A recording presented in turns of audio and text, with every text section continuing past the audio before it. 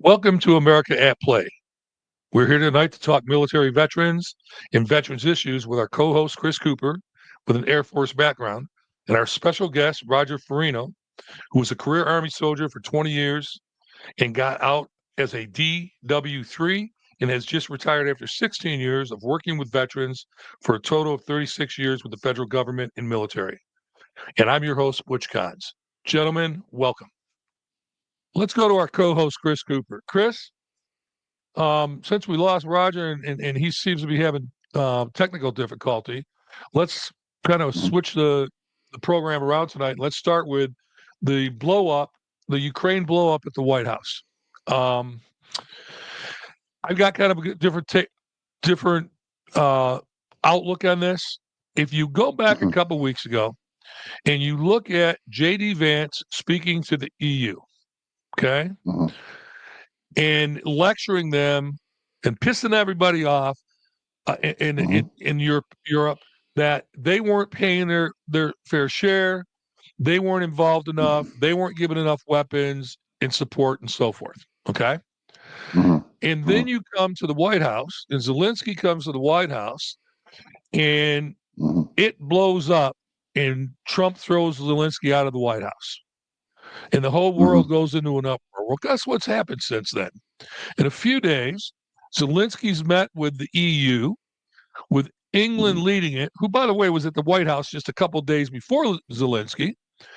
And all of a sudden, the EU is jumping in, and they're putting money in, and they're putting their own troops in.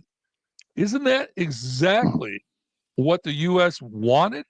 It kind of looks like Trump and Vance played the EU and played Zelensky, and they got exactly what they wanted. They got the EU off their ass to put in their own troops and their own money. What do you say, Chris? I think you're dead on, and it's a lot like what we did in Gaza. You know, if you look at Trump saying, "Okay, we'll just take it and we'll make it a beautiful a resort," you know, we'll turn it into, you know, and the Muslim countries are like, whoa, hang on, you can't tell us what the, you know, we'll do it ourselves, you know. And I mean, it was exactly what Trump wanted to begin with, right? I think it's the same chess moves that he's making. He's like, I want to put you here and put you there, and they try to make him look bad, but in actuality, he got what he wanted in the first place. Exactly. Roger, welcome to the show, brother. Had a little technical problems, I saw. That's all right, man. I've been here the whole time. I was taught. I don't know what happened. I don't know. It came back. I think after the background thing, I popped back in. So okay. I don't know, maybe. Well, listen, Roger. We switched it around a little bit. We're talking about the Ukraine and the blow up at the White House over Ukraine. What's your thoughts on it?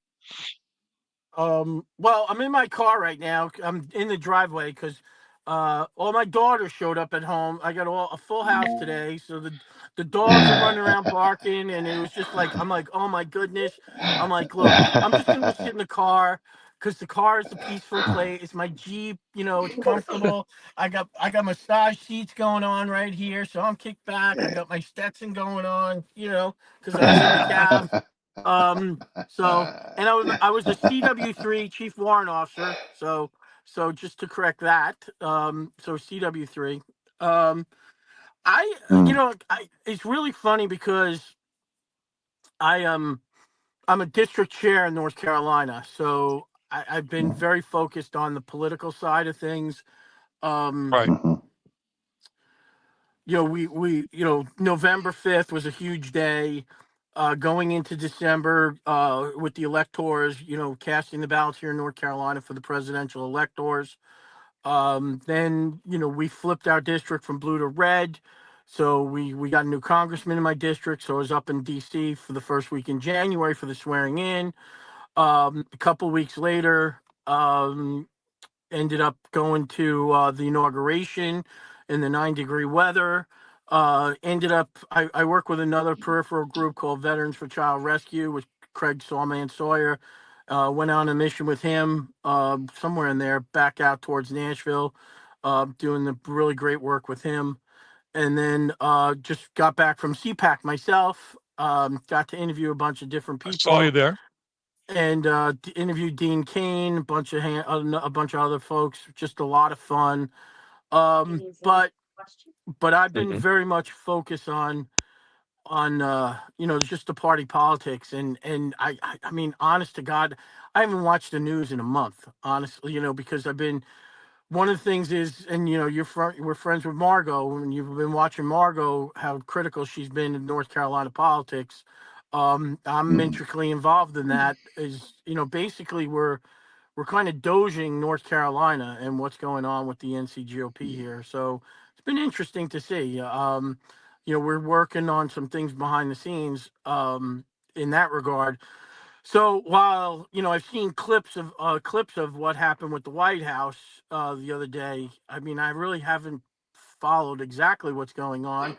I mean, I have full faith in our president and what he's doing, um, 100%. and Yeah. and I have faith that he knows what he's doing, and he's always the master of I don't want to say manipulation, but because that connotates something bad, but he's always the master of doing what he's got to do. It's like in the timeline of this statement doesn't match up, I don't think, but it's things like I've always felt like, oh, he sends out all these mean tweets and stuff like that, but he'll send something out where he makes fun of Rosie O'Donnell, but then he'll move the embassy into Jerusalem. So the whole world is focused on the fact that he called Rosie O'Donnell a fat pig, right? But Mhm. he's moving the embassy in Jerusalem, and nobody's paying attention to that, And then all of a sudden, hey, guess what? I moved the Right. embassy into Jerusalem, and that's kind of like what he's doing here, and I don't know. I just I have faith in what he's doing. I mean, I think it's I just wish people would back away from him and let him do what he's got to do, with the Elon Musk and whatnot. And this is kind of coming back from, the reaction I got listening to speakers at CPAC and meeting people at CPAC. Mhm. We have to let these guys do what they did. Because here's the thing, remember when they said, well, Obama won and Biden won, suck it up, Buttercup type of thing. Well, guess what? President Trump is our president, and we elected him to do these type of things, to stand up to Ukraine. I mean, I think he's standing up to Ukraine, and I think he's going to stand up to Putin. I think both things can be correct at the same time, and I think in Agreed. the long run he's going to fix whatever he's going to fix it in the right way, much better than I Biden agree. did. You know, I agree. For All so sure. right, let's I go thought, on to the next. Let's go on to the next subject. Roger, this one's really sir, for you, buddy. okay. Let's talk about what you did right before retiring. Tell us. I worked for the VA. I was with a benefits program that provided a grant to veterans, the most disabled of the disabled veterans, guys with Mhm. amputees, guys with ALS, guys with Parkinson's, and we would go in and basically I was across. My title was construction analyst, and I was basically a program manager for putting these $120,000 grants together to go in and um, put in bathrooms and stairs and ramps and additions, or build people new houses, and just adapt these houses for veterans who weren't able to get around.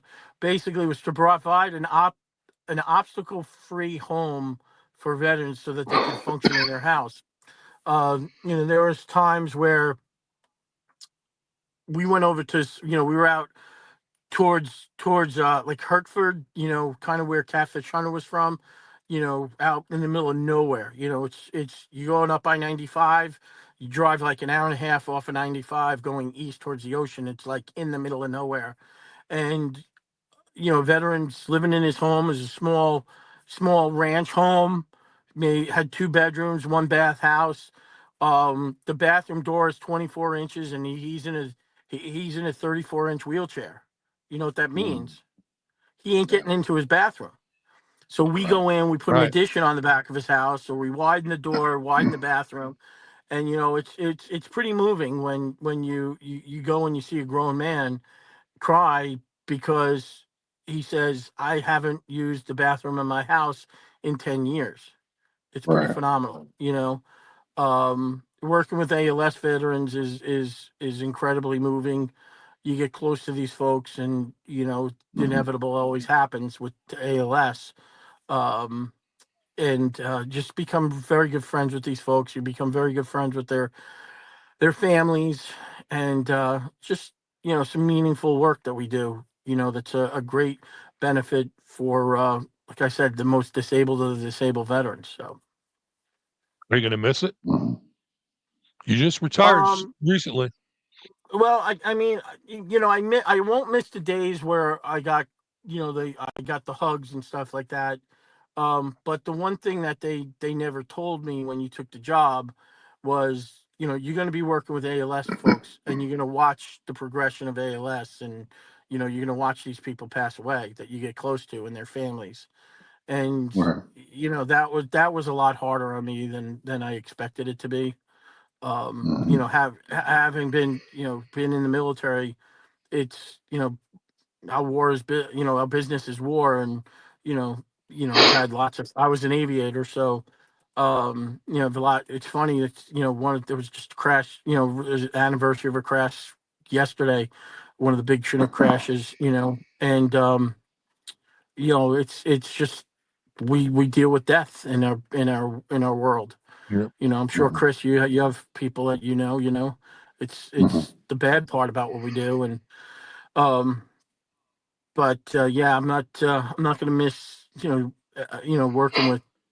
No, it's not that I'm going to miss watching the deterioration and the passing of veterans that have become friends. Hmm. I got you. I got you. Well, thanks for your service, brother. Thank That's you. a that's Absolutely. that's a lot of years given Yeah. to the military and the country. So Um, so let me tell you about this hat.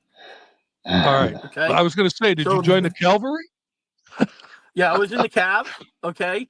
Yeah. So Yeah. this hat, okay, is a cavalry. You can see this, you see second Yep. 17th, see the helicopters, my rank. So I hadn't had a Stetson for a really, really long time. And I was at a function in Dallas with a whole bunch of just a bunch of conservative influencers. And I met this Mm. guy named Gary Brugman. Ever heard Gary Brugman? I Gary haven't. Have not. Gary Gary was a former Border Patrol agent. Worked Oh. with Victor Avila. Victor Avila. There was a three-man team. I guess it was. I don't know the fine details, but basically there was a three-man team. One of the guys was eventually was shot, and a Border Patrol agent was shot and killed. Victor, who had ran for Congress, was shot, but he survived. And then Gary was the other guy. And Gary, you know, in the fight, he got convicted of whatever they convicted him in, and he went to jail.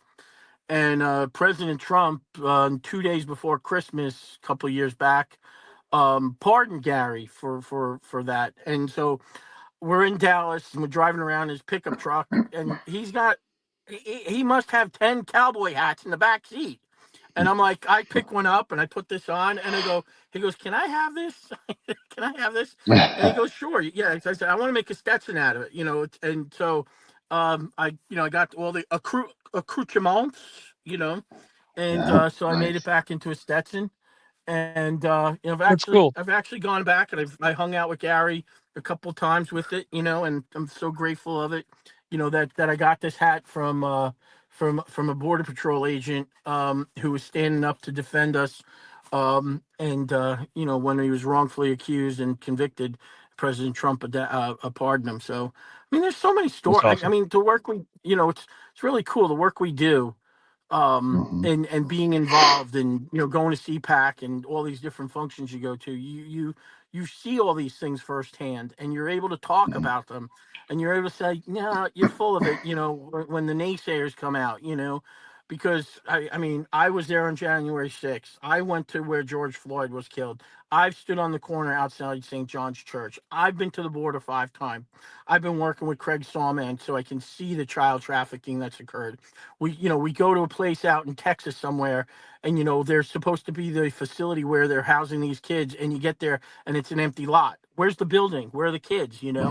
And so when you do these things, you're able to talk from a basis of truth, and I've got some family members who are liberals and actually from Canada, and you sit Don't there we and they all? run their mouth and they run their mouths about, da, da, da, da. I'm like, you're wrong though. You're totally wrong. That's not what's going on here, And Right. but it's just good, and if I can continue, I started on this route about being an influencer. I was a, an alternate delegate to the RNC in 2016. Last year, I was actually a delegate um, up in Milwaukee. It was a lot of fun, so much fun. But in 2016, when we were at the RNC, it was right when Facebook started their live streaming. And I just remember walking down the street Mm. with my phone, live streaming from Facebook for 2 and 3 hours, just capturing all the people and the excitement around, the arena and the Cleveland Indians baseball stadium. And, I captured where Alex Jones had gotten jumped and got beat up on the streets of Cleveland.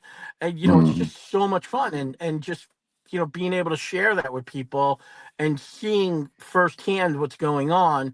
And then as time evolved, I had a YouTube channel with 12,000 subscribers, and you put a video up and you get 3 views. What the heck is that about? And Mm. so just advocate for these things, and so All right, let's go to the next thing.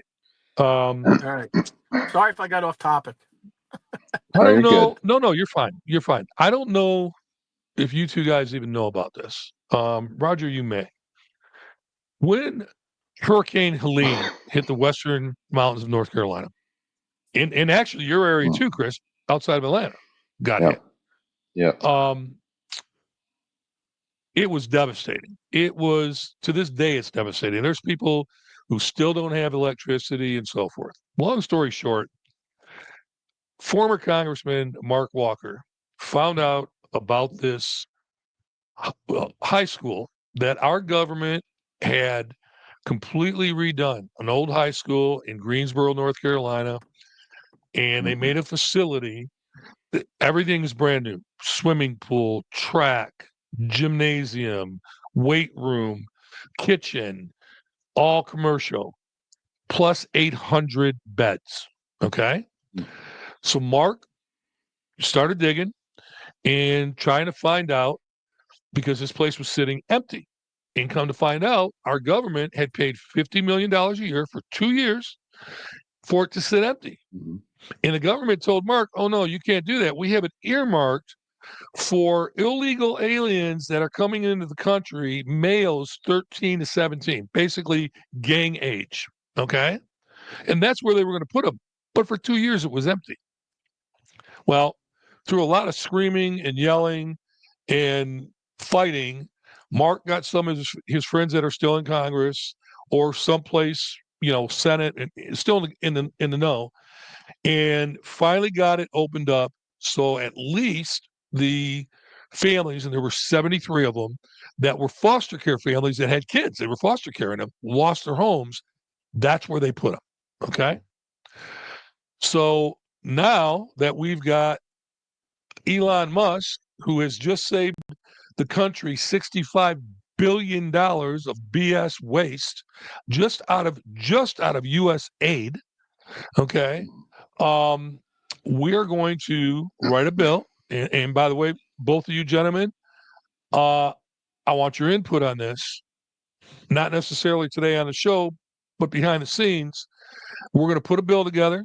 I've got two former federal prosecutors that are going to help us with the legalese, and Mark's going to help us, kind of show us how to put it together. And once we get it done, Mark is going to go find us, and he's already working on it, sponsors for this bill. And what we're going to try to do is get our hands, first of all, on that facility, and then try to get some of that $65 billion. We don't need a lot, a few million, to be able to house 800 veterans that are living on the streets right now, to be able to feed them Mm. because it's got a commercial kitchen, get them some psychiatric help if they need it, and have a medical doctor that comes in there at least once a week, if they need it. That's the bill that we're trying to put together. And Mark and I just talked last week. We'll start it probably towards the end of this week. What's your thought on that, Chris? I think that's fantastic.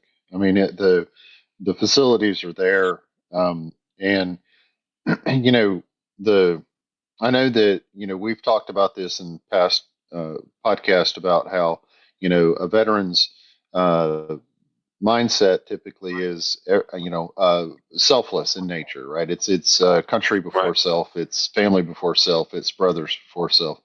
I think though that if we don't have facilities like this or people that will step up on the behalf of the veterans, they're not going to do it.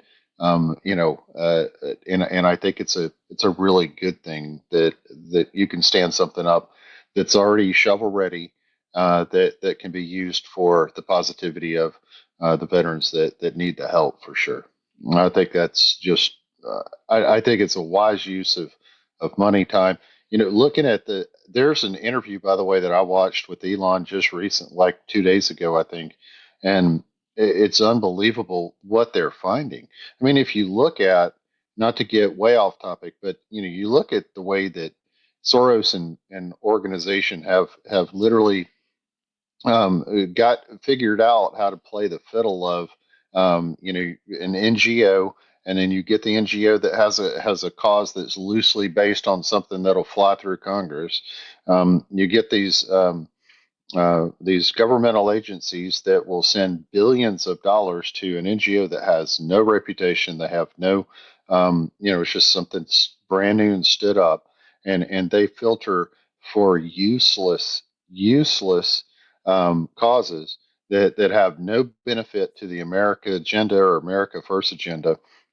Yet you have veterans that struggle and need help every day, and our country, needs to step up. And I think that's a really cool thing.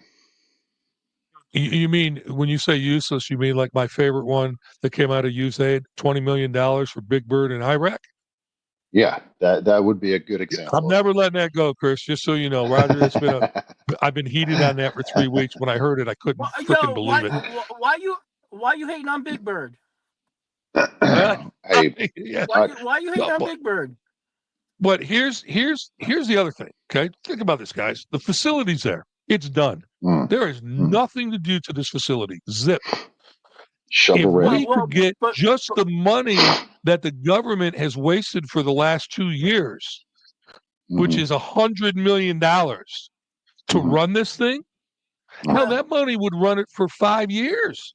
mm-hmm, Well, mm-hmm, part of the thing is too is that like I said, I haven't watched a lot of news in the last few weeks, but I thought I saw on the news the other day something about all these empty buildings that they canceled the leases over. You right. know, I mean, like Well, probably similar to this one.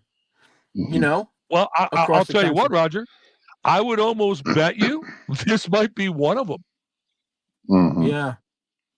Now, think of the price. This is the other. Don't tell me people are getting paid off. Think of what they paid for it to lease for 2 years after they rebuilt it. Okay, mm-hmm. 50 million a year. That's almost $1 million a week. That's insane. It is. But we're going to try to, like I say, we're gonna put a bill together, boys, and it's going to come from Veterans for America First, Love it. and we're going to put it together and try to get our hands on this facility in some of the money that they've saved Mm. through Doge, and get these guys off the street. Eileen and I tell people this all the time. Roger, I probably never shared this with you, but I know I have with Chris. A Mm-hmm, year ago Christmas, Eileen and I went down between Christmas and New Year's to the Outer Banks. And we took our mm-hmm, motorhome. And as we're driving home through Raleigh, just Raleigh on I-40, we saw 5 large encampments on the side of the expressway, just in Raleigh. And when I say large, I'm talking 20 to 40 campers or, homeless people. Campers Now, or tents? damn well a lot of those, a lot of those are veterans. And, Roger, this. You're not always going to see, the veterans aren't always going to accept it. There's veterans that want to live out on the streets, want to live in the woods because something snapped when they were over and they were in war, and they can't deal with people. I mean, some of these people come from wealthy families, and we know all about that. Okay, we're all about that. Wait, But Butch. Were for the you saying ones that campers or need help, tents? what's that? Were you saying campers or tents in these encampments? Oh no. I said I called them campers, but no, they were in tents and cardboard boxes. Right, in the roundabouts and under the overpasses. Yes, Yep, yep. I yes, know. Okay. yep. 5 of them. You know what I'm talking. Yeah, I'm sure you've seen them, Roger. yeah. Yep, I yep, mean, yep. that's out your way. Well, you So go up to what's your DC. thoughts on You this, go to Roger? DC. Like I've been up in DC several times over. I mean, the people sleeping on the ground. Like we were in line to go into the inauguration, and the people just sleeping in the alleyways online to go into Right. the inauguration at the Capital One Center. It's like wow, it's just incredible in 9-degree Mm-hmm. weather. It's terrible. Mm-hmm. You Yep. know, Yeah, exactly, so yeah, exactly. And I heard you guys had to walk a long ways too. yeah. There was they because of the security, Mm-hmm. Right. they you had to walk. The fencing was up, so you had to just walk all over the place. It was fun though, because you were everybody's cheering and stuff like that. It was a lot of fun. So it was cold. So Ooh. what's your thought? What's your thoughts on going after this school, Roger, and doing this? Um, it's funny you bring this up because another organization I don't know if I mentioned to you, but my friend James Holland out with Set Apart Farms in Texas. Yeah. That what they do there is they build houses for um when a veteran is going through health care, meant for his health. It's not just him that has to go through it. It has to be his whole Mm-hmm. the whole family. Because the Sure. wife and the kids have to go through it together. And so what they're doing is they're building homes. They're building like 5 homes. So like these homes then they become treatment places, but the veteran can live there while they're going through treatment with their family. So they're not Mm-hmm. isolated. Okay, you're in a hospital because that doesn't help anybody. Because the healing process has to be the whole family.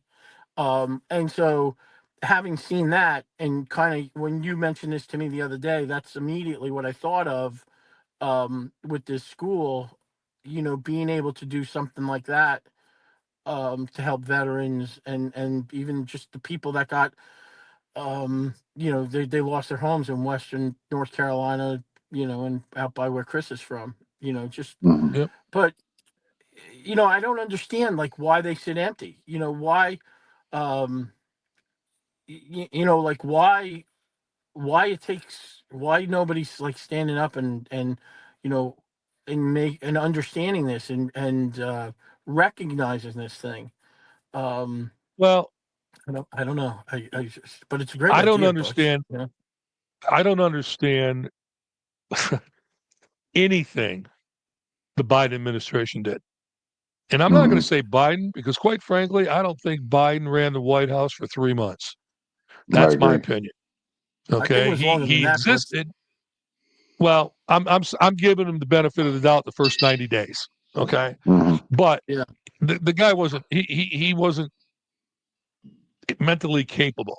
Okay, so I really don't understand anything they did. But this deal here, I was pissed off when I heard about it. But Mm-hmm. this is a situation now that we have Trump in. We can make lemonade out of lemons, and Mm-hmm. and that's what we're going to try to do.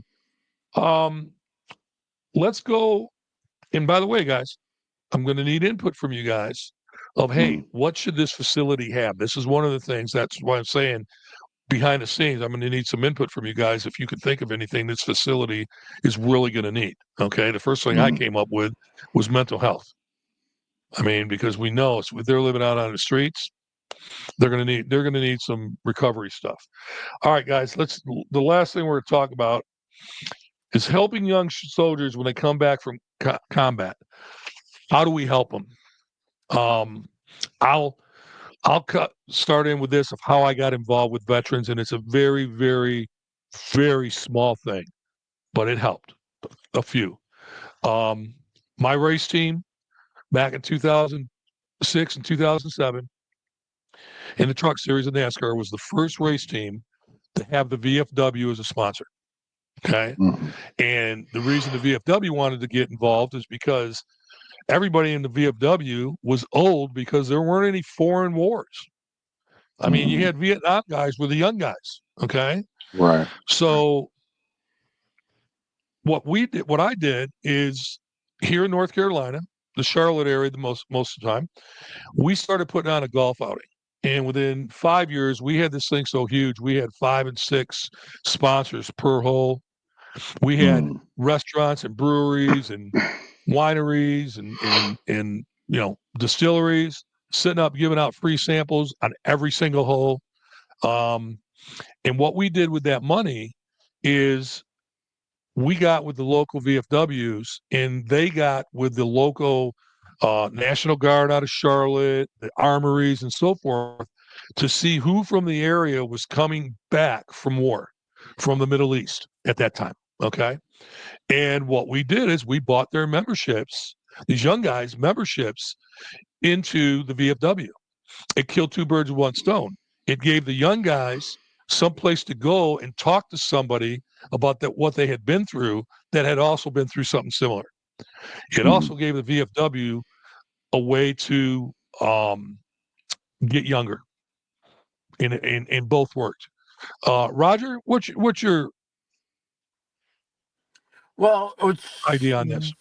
what's kind of unique about that statement is it's one of the things that we were watching in my job as to what I was doing was that especially with the 4 years of Trump, I mean, there was really no war. And when there's no war, while you're still producing veterans, you're not producing disabled veterans at the same rate as you were when, right after 9/11 and the global war on Right. terrorism, GWAT, you know. And so we had gotten through and I don't know the numbers, and I don't know the actuarial numbers about this whole thing. So this is just my perception of it. But you know, when you look, when I started 15 years ago or so, and you look at the age of the World War II veteran, how old is a World War II veteran right now? We're looking in the 90s, pumping up on 100. Korean War was 5 years later, so we're looking late 80s, early Yep. 90s. Yep. 20 years later, you have Vietnam. So those guys are looking at their 70s and 80s. Right. I was at Desert Storm. That was the 70s. 20 Yeah. years later was Desert Storm. Mhm. There wasn't a lot of guys there, but then, 15 years later after Desert Storm, that's when GWAT happened. Now, mind you, in Mhm. between, you had the Grenadas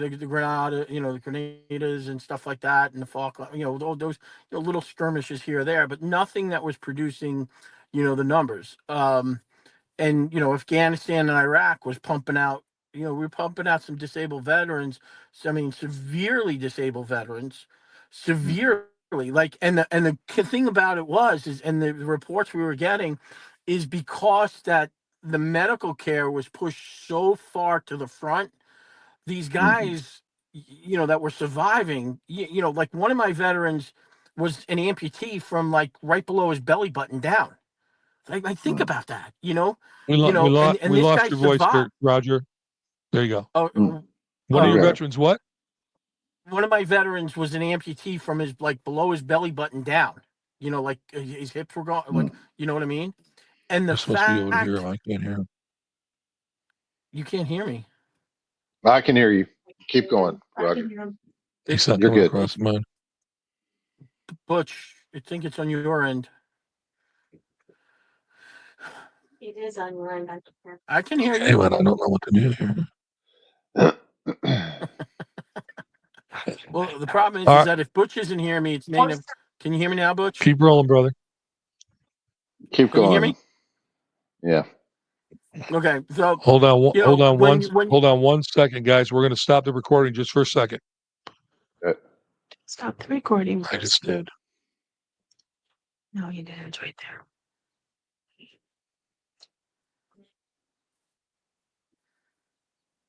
Roger, could you talk?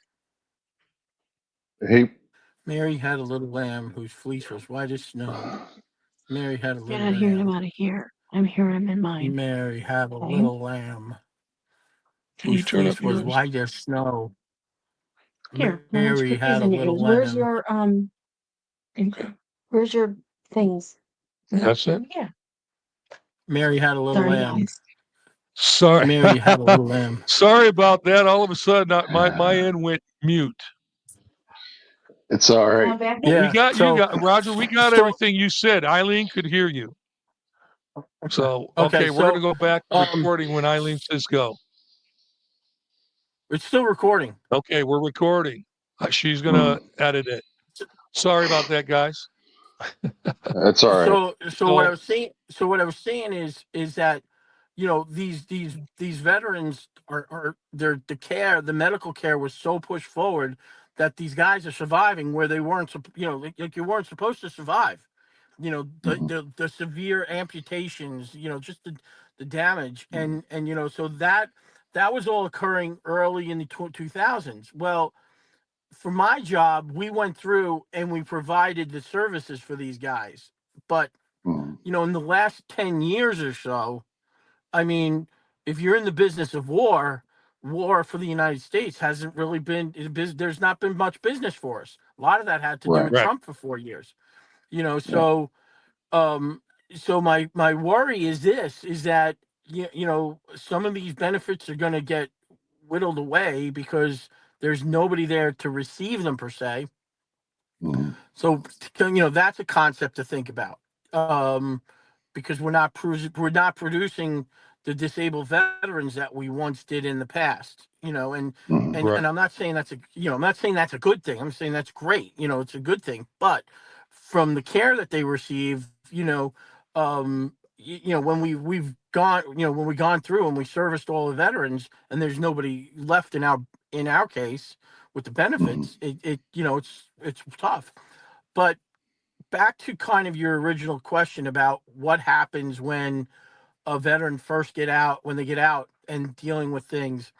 Now, Chris will probably agree with me in this, is that when you move from a duty station to new duty station, you're a young private, you're a young lieutenant, you're a young warrant officer. One thing that they always say to you is go find somebody that's been there, done that, and latch on to them, right? And we call, you basically go find a mentor, right? A guy that's a rank or two higher than you and knows what they're doing and know what you should be doing. The problem with with VA and the veterans, and when you first get out, like when you're getting out of the military, there's nobody there to mentor you on the That's VA right. side to coach you, to coach you through these different things. I go, like, I'm in the PX. I live by Fort Bragg, and I'm in the PX, and I'll see a guy in a wheelchair, missing both his legs, and I say, "Hey, do you know about this benefit from the VA?" And they're like, "No." I'm like, "You don't?" I'm like, "Here, give my number, and then give me a call, send me an email." And sure enough, I go back into the records. They fully are qualified to get their houses adapted for $120,000, 100,000, whatever it was at the time. But they don't know because there's nobody there to teach them how to go through. There's no mentor about what it means to be a veteran, to go from being a soldier to being a veteran.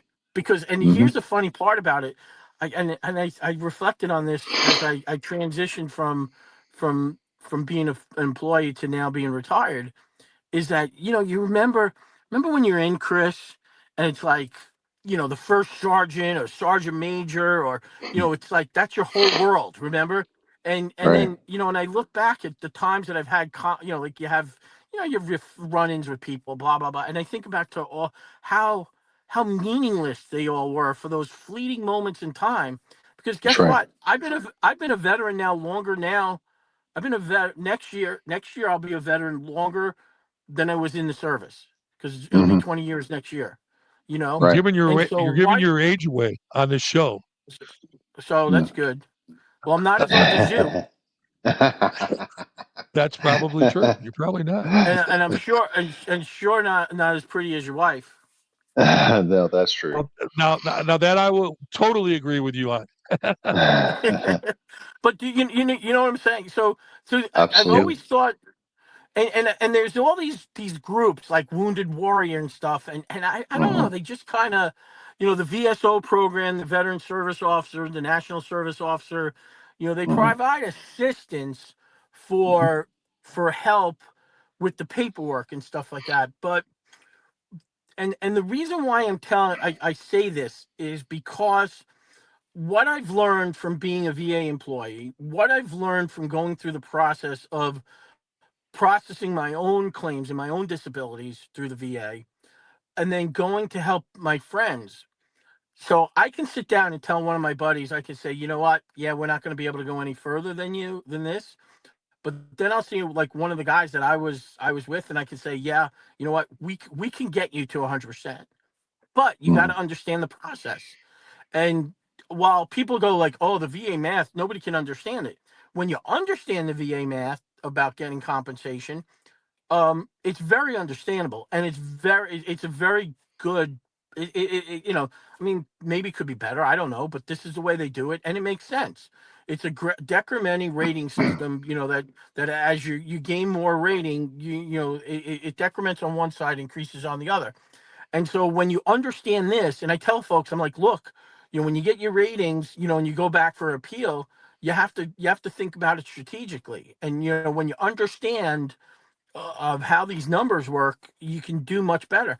And I've probably gotten 15 of my friends to 100% just because they've listened to me. Awesome. And there's probably 30 guys that have said, yeah, there's just no way you're going to get to 100%. But see that I was mentoring them. It wasn't, I was mentoring these guys, you know what I mean? And it was much more than just filling out paperwork. I was saying, hey, go talk, get the VSO to help you and stuff like that, So.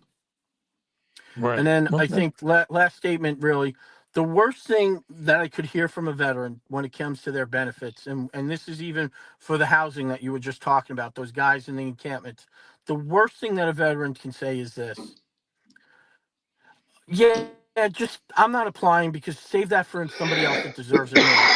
And I'm like, that honest to God is one of the most stupidest statements that any veteran can say. And the reason why is this. One, because any benefit that I get does not take a dollar out of Chris's pocket, right? That's So right. if I get a benefit, I'm not taking it away from Chris. And then two, in fact, and this is what I tell people, I'm like, it's almost selfish because imagine being the veteran that walked through the door of the VA hospital, of whatever VA hospital it was, going in and saying, hey, I'm a Vietnam veteran and I have leukemia and I was exposed to Agent Orange. And being the veteran that went through that, they finally realized and they finally inferred Agent Orange as a freaking disability. All right? Imagine that. Imagine that the group of guys that I was with, that I flew Cobras in Desert Storm, and we were around the oil fires, and there was about 20 of us that flew together. Okay. If one of us goes in there and says, hey, I'm having respiratory issues, what are they going to do? But if 15 of us go in there, they're going to say, hey, you know what? Look, at this spot outside of freaking Al Hodge or wherever the hell we were, something's going on there. And now we've got we've got, some data. You know what I mean? Yeah. And that's why I tell veterans, I'm like, look, when you apply for benefits, don't lie, because if you lie, you're going to get caught. If you lie, you're going to get in trouble. Embellish a little bit, embellish, you know, Yeah. but you got to fight for every single thing that you can, because the VA has plenty of no's in their back pocket, and you grab onto every yes that they will give you. And Yeah. the thing is like, you never know, like right now, you never know what tomorrow holds. You don't know if you're going to come down with like a lot of times with my veterans,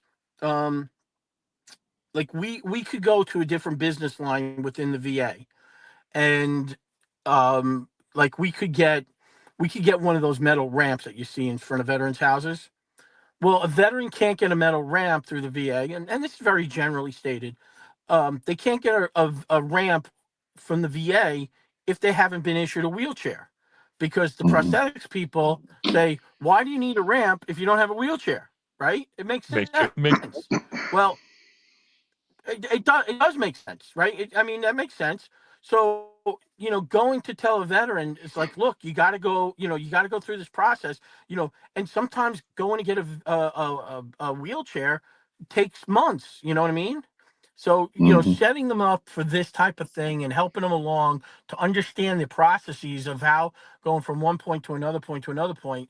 We need a mentor. There's got to be some mentors out there about learning how the nuances of. And I'll tell you the thing about, I'm knee deep in it. I work for the VA, and it was probably 2 years before we figured out why I was sending veterans over to prosthetics to get a metal ramp, and they weren't getting it. I finally had to go over there and sit down with the chief of prosthetics, say, "What's going on here?" And then he looked through all these veterans. He goes, "Well, none of them were issued wheelchairs." I'm like, "Oh." So now when I Hmm. first start meeting one of my veterans, I would go send a message through Healthy Vets and tell your doctor that he needs to issue you a wheelchair, and then from there Hmm. everything else falls in place. Because what happens is, like, the wheelchair or an appliance that you get opens up a whole bunch of other benefits for veterans when they're having mobility issues or something like that. And I dealt with mobility issues, but I'm sure, like, there's for hearing loss, and sight, and there's so many other things Oh that yeah. the VA provides. But you know Hmm. I don't know everything in the VA, but if we could find somebody from a mentor standpoint, I think that would help as these veterans transition from from um, from one phase to another, and maybe even because here's the difference about what you were talking about, Butch. Like you said, how do you transition a soldier from combat to civilian life? Well, Hmm. when they How do you help transition them? Yep. from combat to a civilian life, they may still be on active duty, so the VA doesn't come into play until they're done with their service. And so maybe there should be some combining there, or something. I know I know the Womack Hospital, the act on base here. I mean, it has so many programs there to provide to veterans, and then there's Yeah. some overlap too. You know, Chris, what do you think? Chris? Yeah. So I agree 100% with the fact about the mentor thing, and I think it dovetails nicely, Butch, for a couple of the other podcasts we've had, and I think it's a recurring theme. Really, is that there's when a young person comes out of service or they're coming back from war, they need to be reacclimated appropriately. You're go go go, all go no quit. You're a lethal weapon. That is your job, is to be that lethal weapon.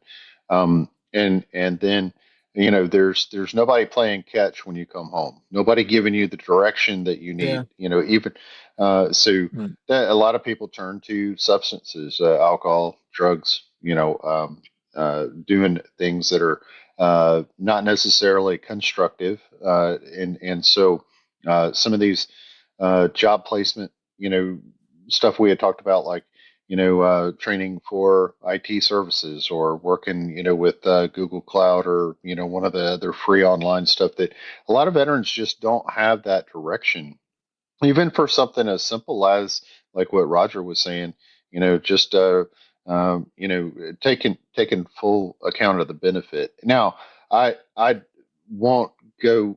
This is not the appropriate time to get into the whole um, abuse of systems that are put in place by the government. I mean, they make it nearly impossible to understand anything that you're trying to knock out and accomplish. And most veterans are like, it's not even worth the hassle. Just effing leave me alone. That's kind of the whole Right. mentality of, like, yeah, I'm not gonna bust my hump to go get something. Either you respect what I did and reward me for it. If it's not there and easy, then screw you. I'll go figure it out on my own. That's just the mentality of a soldier, because it's not about what they can get. That's what they don't go to serve to see what they can get. That's just not the mentality of a soldier, and it's not the mentality of a good quality veteran. And so somebody has to be there to kind of shepherd them and say, all right, look, you know what, you're right, and you're being a little stubborn, and you need to understand that there are things out here to help you, and let me guide you, let me shepherd you through the process. I totally agree, but right now nobody's playing catch. I mean, the Rogers are few and Well, far between. maybe that's something we need to create. I like it, and I I, think there's some So great people. There are great people that we've had on this podcast that we can kind of line it up and say, okay, you know, for a Veterans First organization, then we need to have a infrastructure that helps take care of play catch, if you will, redirect, and you know, it everybody is, you have a cornucopia of people that serve, right? You're not looking at one size fits all. So we need to have, cornucopia. uh, yep. Oh, is that my It's a $10 great word? word. Did I get? $100 word there, buddy. but, I all shot for right, the moon, boys, we're man. coming up on our time. We're coming up on our time limit. I want to Hey, first of all thank Roger for coming on. hey, I hope you will Butch. join us again. Go ahead, Butch, Roger. let me say one more thing.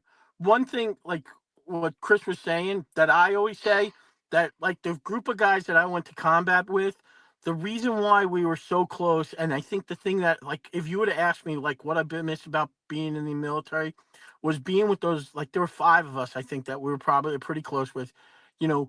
being in the suck together, right, Chris? You've heard that, right? Oh And yeah. that's why I think the VFW is such a it's a great place to go to share your suck story, being in the mud and the rain and the heat and not having a shower for 6 weeks, and eating MREs and the same MRE, the MRE box fell off and you get one that they mislabeled and it's like freaking dried pork patties for a freaking month. Mm. Hey guys, I So just came anyway, before we end this. I just came up with an idea. I've got some, like I told you, background working with the VFW, and the Mm. VFW is government supported. Okay, Okay. so maybe we start putting something together to get a mentor at each VFW that comes in once a month to help these I young think guys coming back. that's a good start. It's a real good yeah. start. Maybe we start there, Well, that gentlemen. I mentors, want to that guys, thank you, the guy sitting Roger. at I hope you will come back again. yes. I would ask everybody to stay put, don't leave. We're going to Mm. stop recording, but we need to download. Other than that, this is America at Play, and we are out.